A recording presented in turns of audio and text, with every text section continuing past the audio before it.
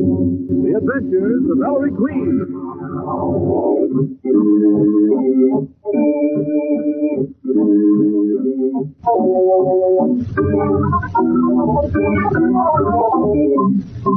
Tonight, bring you another thrilling adventure with Ellery Queen, the celebrated gentleman detective in person. Ellery Queen invites you to match wits with him as he relates another story of a crime he alone unravels. Before revealing the solution, he stops the play, gives you a chance to solve the mystery. Our guest armchair detectives for this evening are Miss Genevieve Bean, a member of the United States Cadet Nurse Corps, and Mr. Peter Cusack, Executive Secretary of the National Foundation for Infantile Paralysis. And now, Ellery Queen, Master Detective and your host for the next half hour. Thank you, Ernest Chappell, and good evening, ladies and gentlemen.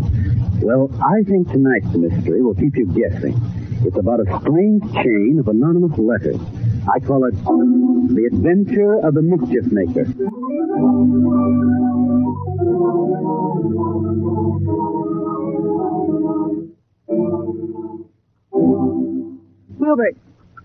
Hubert, Yes, my dear? put that newspaper down and finish your breakfast. Oh, yes, of course, yes. Milk is jolly good this morning. My dear, for an American, you really perform miracles with a bloater. For an American... Hubert Lester, you've been in this country long enough to stop being so patronizing. Now, Pet, I wasn't doing anything of the sort. I suppose I ought to get down on my knees to you because you deigned to marry an American. Well, I wouldn't put it that way. Married 4 months. Already you're reading newspapers at my breakfast table. But, darling, I was merely looking up the situation in tea. When Sir Eustace sent me here from London to take charge of the New York branch of Stoppard Tea Limited, he said to me, Lester, old chap, he said... Looking up the situation in tea, were you? Mm-hmm. You were looking up that movie star photo, that's what. That hussy with the legs. My love, I just happened to glance at it in passing. Seems to me you just happened to glance at an awful lot of females, Hubert, since we've been married. Oh, what utter nonsense, my dear. And even if I wanted to, which is rot, of course, you know I couldn't risk the scandal, my dear. I'd be given the sack, you know. Sir Eustace won't brook the least breath of scandal. What about you and your secretary? Me and my secretary? That spindle shank very beaten antique, my dear. Now, really. Well, maybe I'm wrong. Eat your bloater, dear. Of course, darling. Oh, by the way, what was that letter that arrived in the morning post for you? This letter? Addressed to Mrs. Hubert Lester, 230 Hatton Avenue, New York City. Well, whoever wrote it certainly had to fix his typewriter. Broken letters, out of line, some old smudges. Well, who's it from, Pet? Let's see. Mrs. Lester.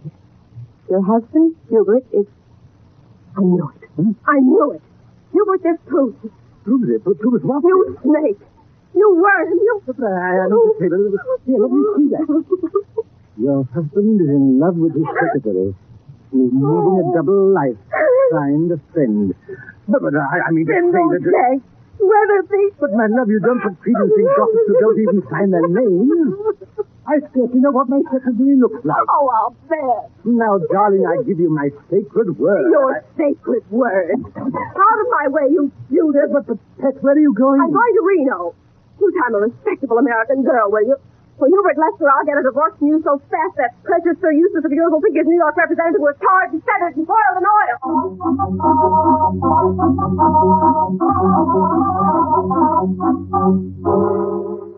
Mr. Plunkett, to meet my son, the secretary, Nicky Porter. How do you do? Mr. Plunkett came into headquarters just this morning, Ellery.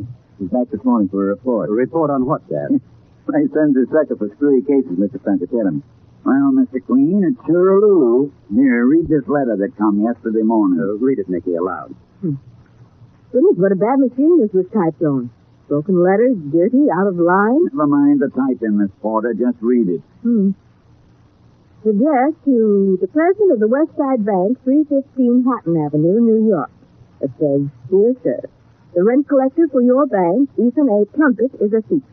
He is stealing rent money on properties the bank owns. Signed, a friend. You're the Ethan A. Plunkett this anonymous letter refers to? That's me, Mr. Queen. Well, I'm sure the president of the bank you work for doesn't believe this charge, Mr. Plunkett. He don't, Miss Porter, seeing he's me. Who's you? Mr. Plunkett's only been posing as the real representative of the West Side Bank, Nicky. Secretly, Mr. Plunkett's the president. Owns the bank lock, stock, and barrel and all its properties. Protective coloration, Mr. Queen. I got a slew of hungry relatives. If they knew I owned a bank, they'd make a pauper of me in no time. But Ellery, if Mr. Plunkett owns the bank, how could he be stealing rent money from the bank? Obviously, the writer of this letter didn't know Mr. Plunkett owns the bank. Just tried to get him into trouble, some kind. That isn't all, son. Lady. Yes, Inspector? Come in here.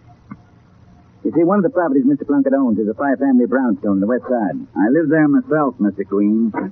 Oh, Bailey. Yeah, Inspector. Tell Ellery what you found out at Mr. Plunkett's house. Oh, that cockeyed kid. You see, Maestro, the inspector sent me over to 230 Hatton Avenue yesterday to see if anybody else living there got one of these letters signed A. Friend. Someone else got one, Sergeant? Yep. One of Mr. Plunkett's tenants and neighbors there is people named Lester. Mrs. Lester's hitched to this Hubert Lester, a British who's been in this country around 6 months. The playboy type. I mean, he liked to be. I know. A friend wrote Mrs. Lester that hubby's being untrue to her. On the nose, Nicky.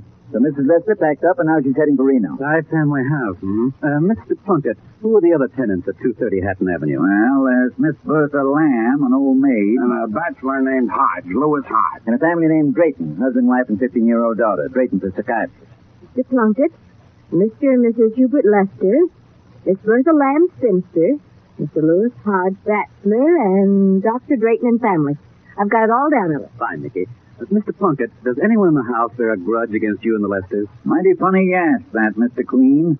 My janitor there, Joe's a big sorehead. Pretty tough egg, Joe. Born on Hester Street in New York here. He'd have been a gangster, I guess, if he'd had more brains. What's Joe sore about, Mr. Plunkett? Well, seems like Joe didn't get Christmas presents enough from most of the tenants, including me. It slipped my mind.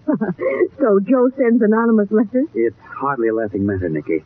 One of these letters has already separated a husband and wife. Yes, anonymous letters have done a lot of mischief in this world. They've even caused death. Dad, I think we'll look into this, and we'll begin by asking Dr. Drayton, Miss Lamb, and Mr. Hodge if they've received letters from the mischief maker who signs himself a friend.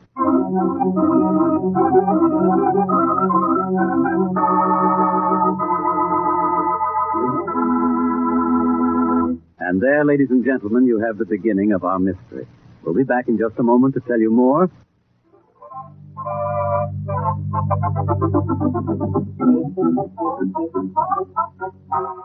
And now back to our story. An hour later, the Queens, Nicky, and Sergeant Bealey are standing before an apartment door at 230 Hatton Avenue, New York City. Inspector Queen has rung the bell marked B.V. Drayton, M.D. Suddenly. Yes? Dr. Drayton? Yes? May we see you a moment privately? All four of you? Well, I'm pretty busy. Police. Oh. Come in. And sit down, please. Thank you, Doctor. Now, what's the matter? Dr. Drayton, we're investigating a slight case of anonymous letter writers. Anonymous Oh. 2 people living in this house got anonymous letters yesterday morning. Did you receive such a letter, Dr. Drayton? Yes, I did. Mm-hmm. Let's see it, Doctor. Very well. Here. Same broken type and of line. Smudgy. Typed on the same machine as the other two. Dr. Drayton, your 15-year-old daughter, Sissy, is in serious danger. Take a tip from a friend. Dr. Drayton, why didn't you report this to the police? Your own daughter in danger. Nonsense. My wife was frightened, too, but as a psychiatrist, I'm quite familiar with anonymous letter writing. Really, Doctor? You mean it's a psychopathic manifestation? Very often.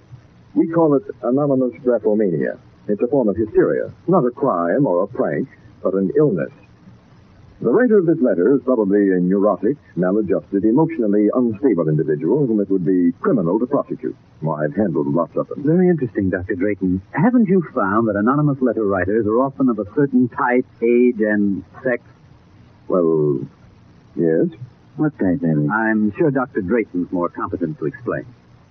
If it's a case of true anonymous graphomania, why, the writer is often an adolescent. Of which sex, Doctor? Female. Neurotic, adolescent female. Why is it that every time something bad happens, men blame women?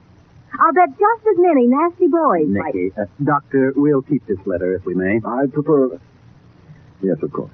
Good day, Dr. Drayton. Good day. Thanks, Doc. Good day. Say, you know what I think? Not yet, Sergeant. So that's letter number 3. Dad, let's call Miss Bertha Lamb, spinster, and see if she's got number 4.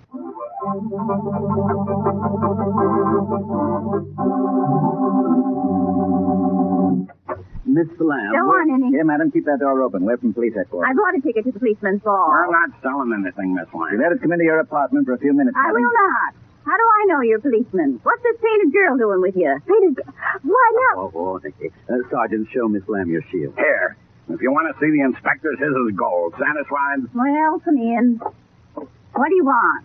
Have you received an anonymous letter, Miss Lamb? Anonymous letter? I should say not. You haven't? 3 of your neighbors have received such letters, Miss Lamb. Well, considering my neighbors, I'm not surprised. You take the Lesters, that Englishman, and his vulgar American wife. She's a nasty woman. And as for her husband, you just let me catch Mr. Hubert Lester making eyes at me. At you, Miss Lamb? Well, he better not. I have the blood of American pioneers in my veins. What about Mr. Plunkett? That awful gank rent collector? He lives in one of the apartments, so you'd think he'd see to it my bathroom plumbing stick. But not Ethan Plunkett. Why, from the way he will spend their money, you'd think he owned the bank. Yeah, wouldn't you? And Dr. Drayton and his family, Miss Lamb. Oh, horrible people. Mrs. Drayton's an absolute kill. Comes from the Midwest somewhere. Always not in New York. And Dr. Drayton, they're both from the same hometown. Why, he ought to be rolling tails back where he come from. And nosy, I don't know how many times he's asked me about my dreams. I could tell him your dreams, Lammy Pie. Very Painted girl. Miss And Lamb, that 15-year-old daughter of theirs, Sissy. If ever I saw goon in my life, that child is one. Absolutely weird. Very homely. Wears thick glasses, stays home all the time, reading nasty books. I tell you, that girl gives me the shivers. What do you if you give ask her? me, And I Miss think Lamb. the only person in this entire house fit to be a decent person's neighbor is that grand Mr. Hodge. So nice. A bachelor, you know. Keeps to himself, poor man. So shy. Thanks. I've often wondered well, why thanks, he... Miss Lamb. We've got to be going. But let me tell you about Mr. Hodge. He never throws wild parties. Go for Pete's sake. Perfect gentleman, so I know that he would... So Miss Bertha Lamb didn't get a letter. Hmm? interesting. Let's see if her dear Mr. Hodge did.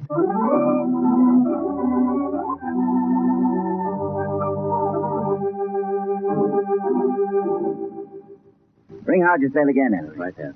Ellery, where'd you send Sergeant Bailey? Downstairs to fetch Joe the janitor. Where is this Hodge, anyway? Not home. We'll have to come back later, Dad. And I tell you, you ain't gonna. Give me that. Look, don't get tough, Joe. Hey, folks, look what I found. Really, what are you doing with that typewriter? Whose is it? Where'd you find it, Sergeant? In a trash bin in the basement when I went down to get this tough mug janitor. I almost passed it up as a piece of junk. Certainly an old baby, Ellery. Think that's the typewriter? No doubt about it, Nicky. This is the machine used to type those anonymous letters. Yes, I You, Joe. characters, out of line. How did typewriter come to be in your basement, this house? And who are you, Grandpa? Oh, wise guy. Ellery, What? I don't know. I never seen it before. yes, you do. Joe, did you receive an anonymous letter yesterday morning? What's that? A letter with no name, just signed a friend. I don't get no letters. I'm just the janitor. You're just smart enough to play dumb. Joe, Yeah? how'd you make out this Christmas? I'll bet you got oodles of presents from people in the house. Yeah. Presents? Nah, they're all tightwads. That Bertha Lamb thing, she give me $2, but not another dime from nobody else. Be a good janitor. Work like a horse. Comes Christmas time, nothing. I got a good mind up to collect that garbage. Yes, we heard you were peeved, Joe. Really? Send this typewriter downtown to be filed. Let's go to some restaurant around here where we can have some lunch and talk this pesky case over.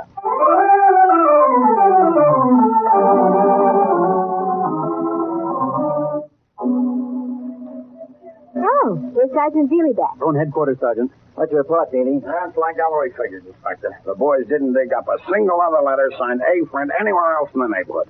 Now let me eat, will you? So only the tenants at 230 Hatton Avenue got anonymous letters. Well, son, with the typewriter found in the basement of the house where the writer tried to dispose of it, and the basement being accessible only to the tenants. Yes, Dad, it means that the letter writer is one of the tenants of 230 Hatton Avenue. Think that somebody go to all that trouble just maliciously to make mischief. Well, how do we know? Maybe he's only making it look like crank stuff. That ain't some other motive? Could be, really. Oh, say, there's Mr. Plunkett just walking in. Mr. Plunkett. Eh? Oh. Hi, folks. Hi. Just come in for some lunch. My bank's just on the next block, you know. Well, find out who's writing those letters, Inspector? We're still working on it, Mr. Plunkett. We haven't even been able to see all your tenants at 230 Hatton Avenue. Lewis Hodge didn't answer our ring. What do you know about Hodge, Mr. Plunkett? Nice fella, Mr. Queen. Quiet, minds his own business. I wish all my tenants was like that fella Hodge. I wonder if he got one of those letters. Hodge? Of course he did. You did? Oh, that's so. Didn't I mention it? Thought I did. Must be getting old. How do you know Hodge got one of the letters, Mr. Plunkett? Because I saw it in his letterbox yesterday morning with my own eyes, Inspector. Couldn't mistake that typewriting. Same's on the envelope I got. Then, of course, you don't know what it said, Mr. Plunkett. What's Lewis Hodge do for a living? Nothing right now.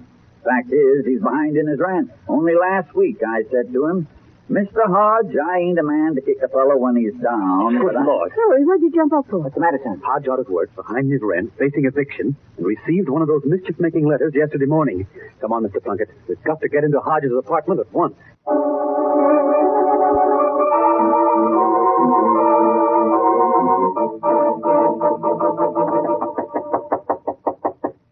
Mr. Hodge still doesn't answer. Better unlock his door, Mr. Plunkett. But I didn't tell him nothing about evicting him. Had to jog him up, didn't I? Son, it can't seem to... Sergeant, unlock the door. Take the key from Mr. Plunkett. Sure. Nicky, you and Mr. Plunkett better stay out in the hall till we take a look. All right, are. Inspector, we'll be right out here. Living room. Empty. That letter on the table. Looks like one of the same crop. It is. Typed on that old wreck of a machine. To Lewis Hodge, this address. Mr. Hodge, the cops are watching you. You can't get away. Signed, a friend. Some friend. Where is Hodge anyway? That door over there. Must be his bedroom.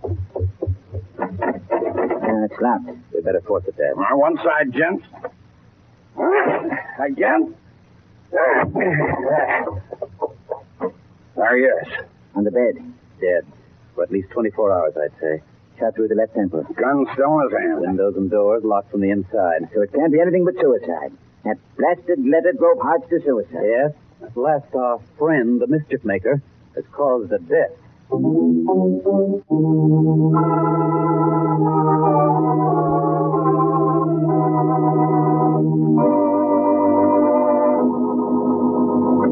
Ellery. What's up, Dad? Taken us 2 days, but we finally identified Lewis Hodge. Identified him? Well, who was he? An escaped convict serving a life sentence for murder, born in Cincinnati and was doing his stretching in an Ohio pen when he managed to make a break. He's been holding up in New York. Yeah, his real name was James Lewis Hodgkiss. Escaped convict. No wonder Mr. Hodge was such a model tenant. Yes, he must have been at the end of his rope. Broke, afraid he might be recognized and sent back to prison. Hodgkiss undoubtedly lived in constant fear. That anonymous letter saying the police were watching him broke his nerve, and he took the easy way out. But how did the letter writer know who he was? They'll probably never know, Nicky. They have recognized him from having seen his photo somewhere. Or it might have been a complete shot in the dark. Anyway, we're back where we started from. Who sent the letter that drove Hodge to suicide? Who wrote to Mrs. Lester and broke up her marriage? Who wrote Dr. Drayton that his 15-year-old daughter was in danger? Who wrote old man Plunkett trying to get him in trouble with the bank? A friend, Sergeant. Yeah. I think it's hopeless. Dad, have you got those letters on file here? Yes, sir. Here. They're the envelopes, too, Dad. Oh, thanks. What are you looking them over again for, son? You've examined them all before, Ellery. Oh, I ought to have my eyes examined. What do you mean? Right. Here it was all this time, and I didn't see it. Didn't see what, Maestro? Look at these 4 envelopes. Don't you see there's one thing all 4 addresses have in common? There. What thing, sir? A clue. A clue in the addresses. The same clue. In the addresses? Well, the one to Mr. Plunkett's addressed to the bank. The ones to Mrs. Lester, Dr. Drayton, and Lewis Hodge are addressed to the apartment house. The addresses are all correct, Ellery. Wait. There's one erasure on each envelope. Right, Dad. And in the same place in each case. Where? Say, that's right. Some typewriter character. One character has been erased just after the house number on each envelope. Between the house number and the name of the street. I wonder what was erased.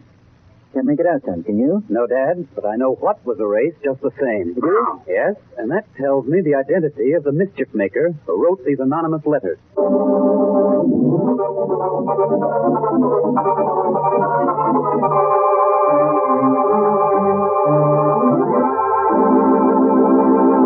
And there, ladies and gentlemen, you have the mystery. Have you figured it out yet? Well, suppose you compare solutions with our guest armchair detective. Nicky, will you please introduce our guest? Well, Ellery, our first guest tonight is Miss Genevieve Bean, a nurse in training at New York St. Vincent's Hospital with the United States Cadet Nurse Corps. Our second guest is Mr. Peter Cusack, Executive Secretary of the National Foundation for Infantile Paralysis. Miss Bean, after you've completed your cadet nurse training, do you become a nurse in the armed forces? Well, Nikki, either that or a nurse in public service on the home front. We can select any branch of nursing, military or home front, as long as it's essential. The Cadet Nurse Corps is quite a plan, isn't it, Miss Bean? Yes, Ellery, and I think it's a wonderful opportunity for me. I get a lifetime education free. All right, you are. Well, Mr. Cusack, how's the March of Dimes going? Think you'll reach your goal this year? Well, frankly, Ellery, we don't set a goal. You see, our work in combating infantile paralysis is so vital to the welfare of American children that we can use every dime and dollar. It's a never-ending fight, isn't it? Yes, but one of these days we're going to wipe out the dread disease. And that day can't come too soon. But now, let's solve our mystery. Miss Bean, who wrote the anonymous letter? I think Dr. Drayton. And why do you think so? Well, because he hesitated so much in answering the questions and he didn't report his letter to the police force as the others did. Thank you, Miss Bean. And now, Mr. Cusack, who do you think wrote the anonymous letter? I think it was Dr. Drayton's daughter, Mr. Queen, who was described by Miss Lamb as being very weird. Mm-hmm. Why do you think that? Well, Miss Lamb said that she stayed home all the time, reading strange books. And I think she probably found access to her father's scientific books, and that her imagination started to work. Thank you, Mr. Cusack and Miss Bean. You'll find in just a moment whether you've solved our mystery correctly. And now, Ernest Chappell. Friends, for United States Cadet Nurse Corps information, write in care of Box 88, New York City. Now, if you can qualify, you'll do your country a great service and build yourself a future through the United States Cadet Nurse Corps. And don't forget the March of Dimes. Send your dimes and dollars now to help fight infantile paralysis. All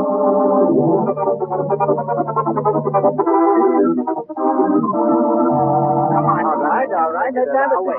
We know that the 4 anonymous letters all came the same morning. They must all have been typed at the same time. We also know that in addressing the 4 envelopes, the writer typed a single character of some sort between the house number and the name of the street. And in all 4 cases, before mailing the letters, he erased that character. Now, what were those typewriter characters he put in and then took out? Were they different characters in each case? I'd say it was the same character in each case, because at least 3 of the 4 addresses were identical. And the erasure occurs in exactly the same spot on the 4 envelopes. Right, Dad. So it was the same character. Well, what character was it of? Let's figure it out together. What are the possibilities? Well, the erased character could have been a numeral. Like 1, 2, or 6. Yes, or it could have been a letter of the alphabet. Like A, B, or F. Right. Or it could have been a special mark. A dollar sign or a percent sign. Or any of the other special keys on a typewriter. Or finally, it could have been a punctuation mark. Now, the erasure in each case occurred just after the house number. Could the character have been a numeral? Oh, but that would mean that the writer originally typed the wrong house number, Ellery.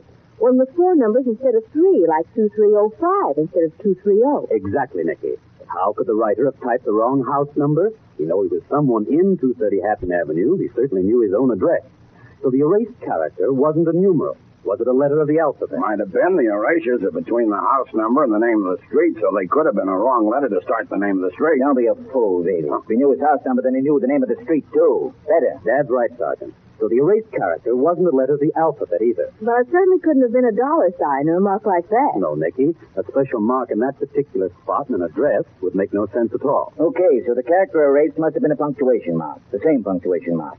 But which punctuation mark? Well, Dad, do we use punctuation marks after the street number in an address? We? Who's we? We, the people. We Americans. Americans?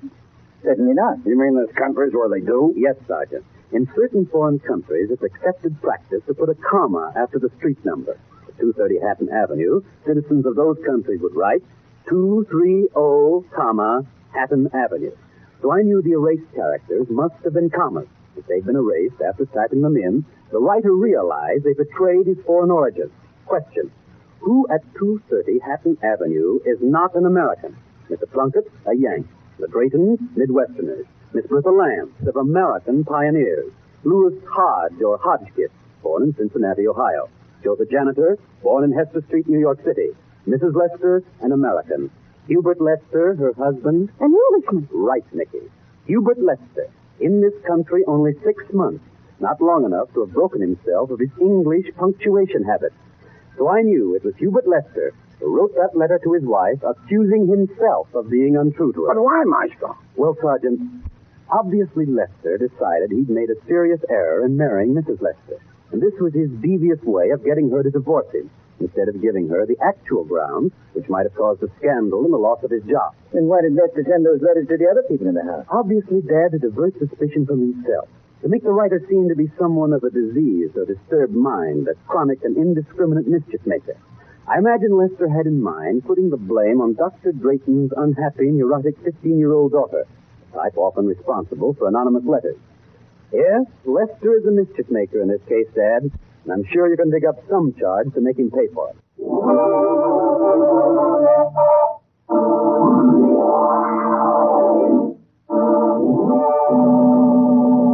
And there, ladies and gentlemen, you have the solution to the mystery. I want to thank Miss Bean and Mr. Cusack for appearing as guest armchair detectives this evening. We have for both Miss Bean and Mr. Cusack a personal gift, also an autographed copy of my latest mystery anthology, The Female of the Species, and a subscription to Ellery Queen's Mystery Magazine.